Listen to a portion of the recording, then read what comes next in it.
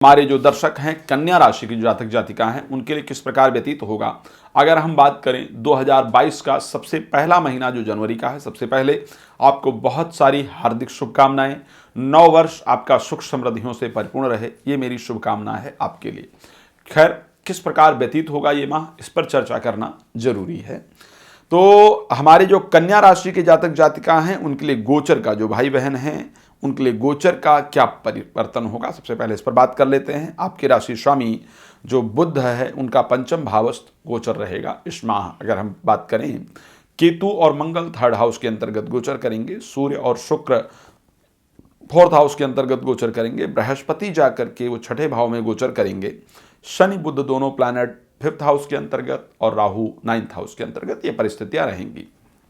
हर दिन हम खास करके नववर्ष में स्वास्थ्य को लेकर के सबसे पहले चर्चा कर रहे हैं, क्योंकि बहुत सारे लोगों का ऐसा कहना है कि फिर से जो ओमिक्रॉन है, जो कोविड है, वो फिर से वापस आ रहा है, उसका प्रकोप बढ़ रहा है। बहुत सारे रिसर्च में इस प्रकार का आया है कि नहीं, जनवरी में थर्ड वेव आ सकती है। खैर, हमने ज्योतिषी अभी उस पर विश्लेषण नहीं किया है, मैं आपको स्पष्ट बताऊं तो आपके लिए स्वास्थ्य की दृष्टि से कैसा रहेगा जनवरी 2022, इस पर बात कर लेते हैं।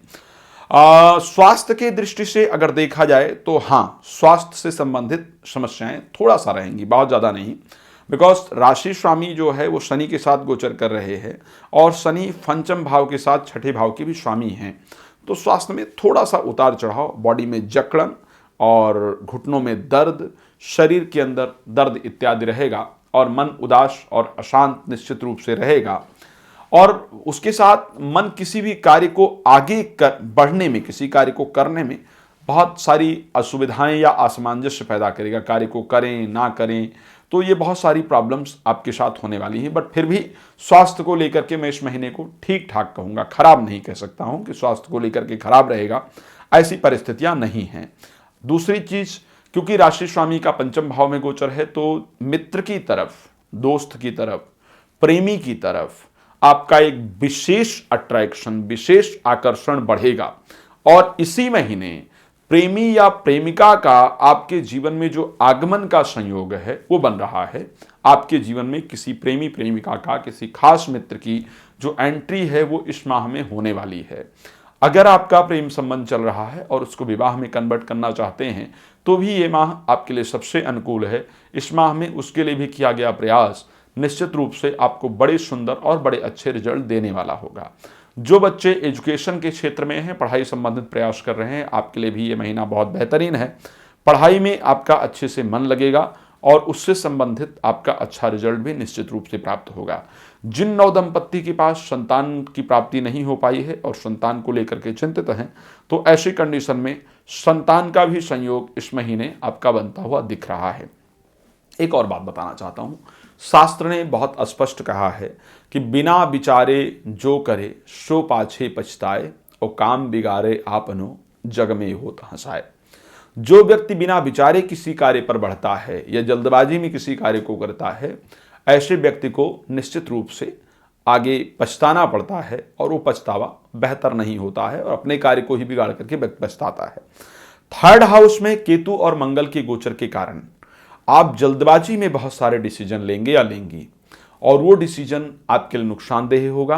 तो बिना विचारे किसी कार्य को आगे बढ़ करके बहुत जल्दबाजी में ना करें, कार्य पर बहुत अच्छी तरीके से सोच विचार करके इस माह आगे बढ़ने का प्रयास करें। भाई बहनों से इस माह लड़ाई झगड़े का जो संयोग है वो पूरी तरह से दिख रहा है। दाहिने हाथ में चोट लगने का या दाहिने हाथ में फ्रैक्चर होने का, स्पेशली कंधे में दिक्कत का संयोग इस महीने आपका बनता हुआ दिख रहा है। तो ये सारी परिस्थितियां जो है ज्योतिषीय दृष्टिकोण से आपकी दिख रही हैं। हमने एजुकेशन को लेकर के बात किया, स्वास्थ्य को लेकर के बात किया, मित्रता को लेकर के बात किया, प्रेम संबंध को लेकर के बात किया, संतान को लेकर के बात किया। अब बात कर लेते हैं वैवाहिक जीवन को लेकर के।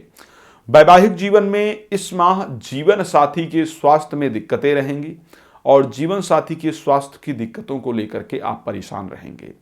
इस माह मोटापा आपका अधिक बढ़ता हुआ दिख रहा है और मोटापा बढ़ने के कारण शुगर से संबंधित समस्या, सिक्स्थ हाउस के अंतर्गत बृहस्पति गोचर कर रहे हैं। शुगर टेस्ट आपको कराना चाहिए और शुगर आपका वैसे भी बढ़ा हुआ है। इस प्रकार की परिस्थिति आपके राशि में निश्चित रूप से नजर आ रही है। अब आगे चलेंगे, कार्य क्षेत्र को लेकर के बात करेंगे, क्योंकि दसम भाव के स्वामी पंचम भाव में पंचम भाव के स्वामी के साथ गोचर कर रहे हैं। ये परिस्थिति आपके लिए बहुत अच्छी है। बौद्धिक क्षमता आपकी स्ट्रांग रहेगी, बुद्धि तीव्र गति से काम करेगी और बुद्धि अच्छी तरीके से काम करने के कारण कार्य में आपको अच्छा रिजल्ट प्राप्त होगा। चलिए, हमने प्रयास किया कि आपको जितनी अधिक जानकारी दे सकते थे उतनी जानकारी देने का प्रयास किया, पर मैं जानता हूं कि आप लोग इतनी ही जानकारी संतुष्ट नहीं होंगे। आपको और बहुत कुछ जानना होगा अपने विषय में।